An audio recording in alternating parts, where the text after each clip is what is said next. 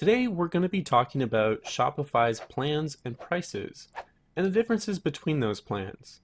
I should note that this video is being recorded in September of 2020 and these prices and options are subject to change. So to start off, there are three main plans to choose from: Basic, the Standard Shopify, and the Advanced Shopify. Now on top of that, there are two additional plans. There's Shopify Plus as well as Shopify Lite. Shopify Plus is intended for very large businesses, and the monthly cost for Shopify Plus account varies depending on what options you want access to, but you're generally looking around the $2,000 mark. Shopify Lite, on the other hand, just costs $9 per month, but only allows you access to Shopify's secure checkout. Now, this can actually be fairly useful. It means that you don't have access to Shopify's website, but you do have access to all of its abilities to have products, as well as being able to allow customers to buy your products through other websites that you post your products to. Or, for example, you can also sell your products in person using Shopify's point of sale. So let's go to the three main plans: the Basic, Standard, and Advanced.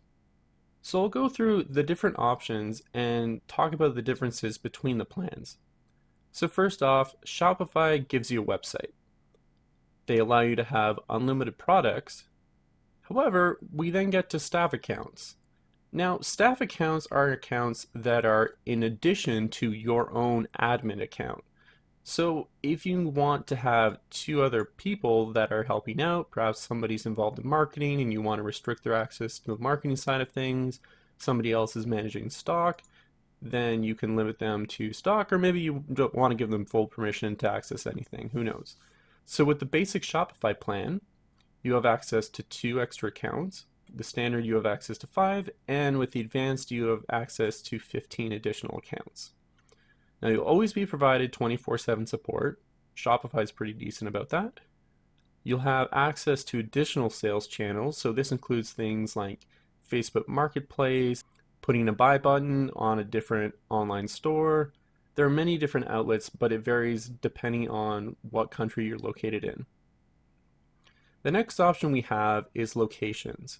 So this is for tracking your inventory between, for example, your stores, warehouses, supplier, those different options. So with the basic, you can have up to 4, standard is 5, and advanced is up to 8.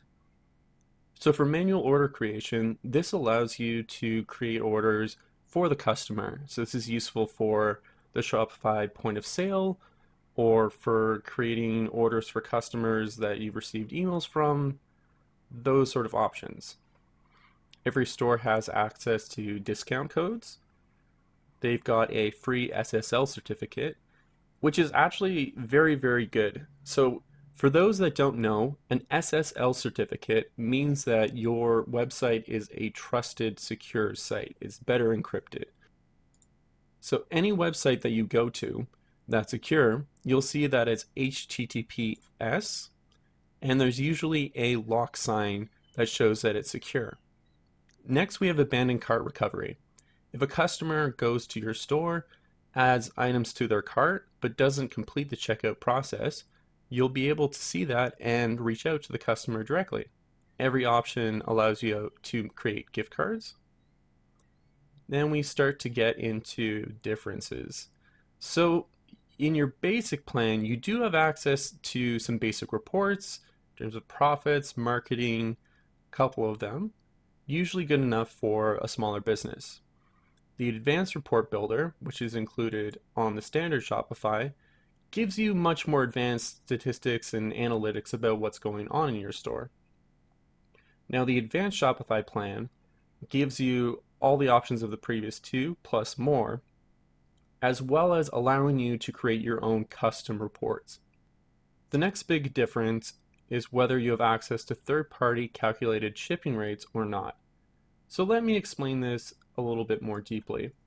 If you have third-party calculated shipping rates, that means that when a customer goes to check out, whatever carrier that you're using, such as FedEx, Canada Post, UPS, USPS, they will actually be integrated into your store and will use your product information to provide an accurate calculation of how much it'll actually cost you to ship it to the customer.